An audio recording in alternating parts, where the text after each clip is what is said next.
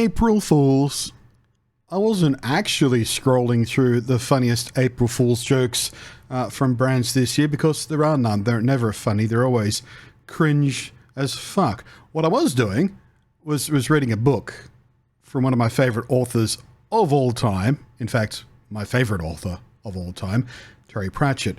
I'm rereading Guards, Guards, one of his most popular books from the Discworld series. And that's the reason I was occasionally smiling and giggling to myself, because Terry Pratchett is a brilliantly inspired writer and is frequently very clever and very funny in very clever ways.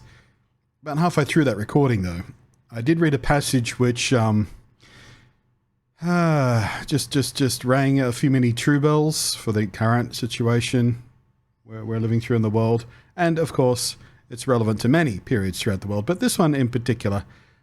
So if you've never read it, spoiler free, Guards, Guards is a story that contains within it a guy who is doing some political machinations to try and arrange things so he can install a king that he can control, and therefore control the greater city that he lives in, and displace the current ruler of the city. And to do so, his machinations include inventing a threat and then inventing a solution to that threat. And to help make that happen, he has to gather around him a team of people who he can trick into doing his bidding, he can trick into being true believers of the shit he's making up. And part of the conceit of the lies he's telling is he set himself up as a cult leader, essentially. He's tricking them all with mystic stuff and that kind of. It doesn't really matter so much, but it's going really well for him at this point in the book, and everything's sort of falling into place, and the plan is going to plan and everything. He's feeling quite pleased and smug with himself. The Supreme Grandmaster smiled in the depths of his robe. It was amazing, this mystic business. You tell them a lie, and then when you don't need it anymore, you tell them another lie, and tell them that they're progressing along the road to wisdom. Then instead of laughing, they follow you even more, hoping that at the heart of all the lies they'll find the truth. And bit by bit, they accept the unacceptable. Amazing.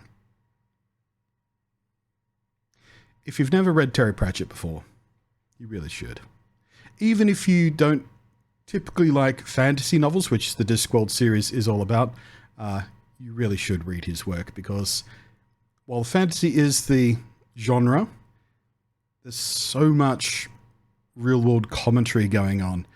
And if you're looking for a place to start, the Discworld series doesn't really follow a chronological thing. They're not all sequels to one another. They just happen in the same universe, kind of. Some do interlink and share some characters and stuff, but it doesn't really matter that much. You can start reading anyone you like. Weird Sis is a good place to start. Guards, Guards is a good place to start. Mort is a fantastic place to start. I'll put it, look, any of these ones, probably a pretty good place to start. Any Terry Pratchett book of the Discworld series, but if you're looking for some place to start, just have a look at one of these. Read the blurb, decide whether you want to read about the guards or the witches or the unseen university and their wizards or other adventurers or Death himself, and just read Terry Pratchett. But yeah, April Fools. Gotcha. Isn't lying fun? If it's not fun, I'll just tell you a different lie sometime, and some of you will believe that too. I'm going to go back to my book. But really, April Fool's on me, because the very instant that I decided the gag was over, I think, well, that's about 10 minutes worth of reading. I pulled the mic down. Someone started an air compressor just outside my window. I don't know whether you can hear it in the background through the various filters I've got on this mic, but yeah, that's the April Fool's on me. Just an endless, ugly sound of a air compressor running outside when I'm trying to record. Got me! Cunt.